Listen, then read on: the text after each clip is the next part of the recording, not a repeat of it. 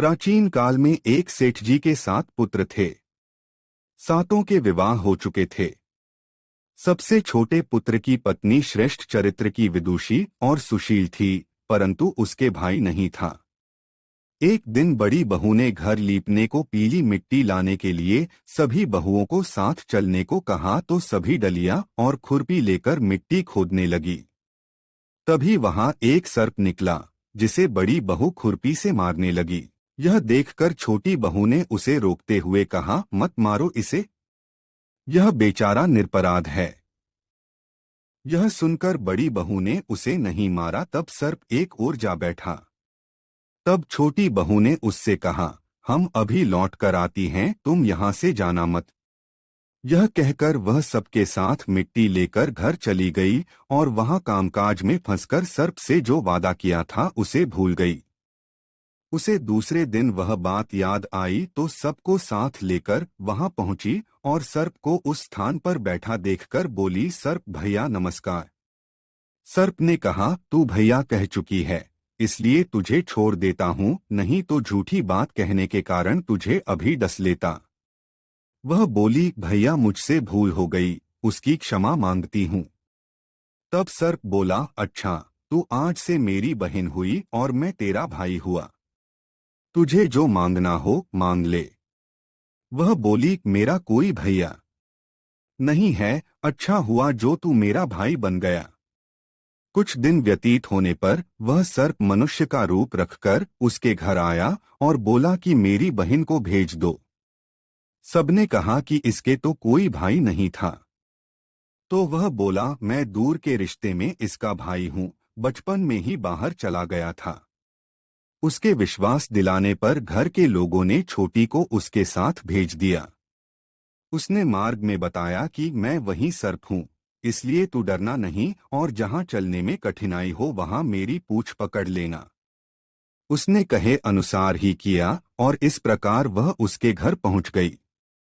वहाँ के धन ऐश्वर्य को देखकर वह चकित हो गई। एक दिन सर्प की माता ने उससे कहा, मैं एक काम से बाहर जा रही हूँ, तू अपने भाई को ठंडा दूध पिला देना। उसे यह बात ध्यान न रही और उससे गर्म दूध पिला दिया, जिसमें उसका मुख बेतरह जल गया।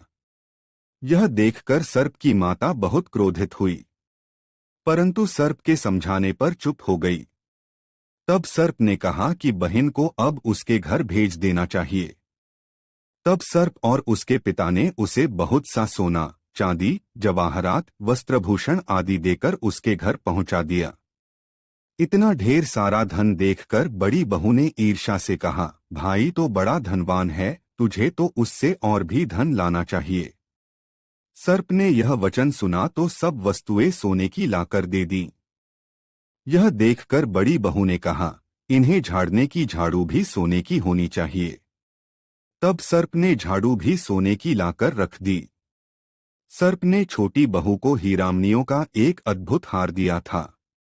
उसकी प्रशंसा उस देश की रानी ने भी सुनी और वह राजा से बोली कि सेठ की छोटी बहू का हार यहाँ आना चाहिए।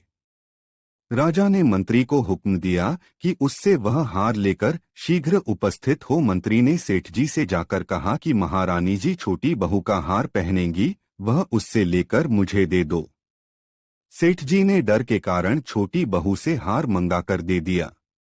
छोटी बहू को यह बात बहुत बुरी लगी। उसने अपने सर्प भाई को याद किया और आने पर प्रार्थना की, भैया, रानी ने हार छीन लिया है, तुम कुछ ऐसा करो कि जब वह हार उसके गले में रहे तब तक के लिए सर्प बन जाए और जब वह मुझे लौटा दे तब हीरों और मणियों का हो जाए।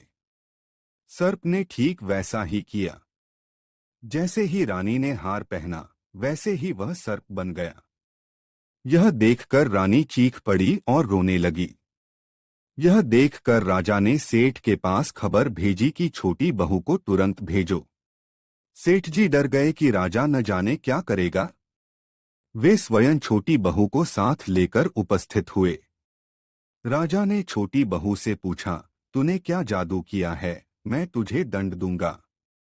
छोटी बहू बोली, राजन, धृष्टता क्षमा कीजिए, यह हार ही ऐसा है कि मेरे गले में हीरों और मणियों का रहता है और दूसरे के गले में सर्प बन जाता है। यह सुनकर राजा ने वह सर्प बना हार उसे देकर कहा, अभी पहनकर दिखाओ। छोटी बहू ने जैसे ही उसे पहना वैसे ही हीरोमणियों का हो गया। यह देखकर राजा को उसकी बात का विश्वास हो गया और उसने प्रसन्न होकर उसे बहुत सी मुद्राएं भी पुरस्कार में दीं। छोटी वह अपने हार और इन सहित घर लौट आई। उसके धन को देखकर बड़ी बहू ने ईर्ष्या के कारण उसके पति को सिखाया कि छोटी बहू के पास कहीं से धन आया है। यह सुनकर उसके पति ने अपनी पत्नी को बुलाकर कहा, ठीक ठीक बता कि यह धन तुझे कौन देता है। तब वह सर्प को याद करने लगी। तब उसी समय सर्प ने प्रकट होकर कहा, यदि मेरी धर्म बहन के आचरण पर संदेह प्रकट करेगा तो मैं उसे खा लूंगा।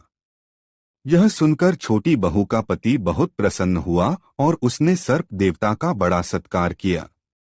उसी दिन से नागपंचमी का त्योहार मनाया जाता है और स्त्रियां सर्प को भाई मानकर उसकी पूजा करती हैं।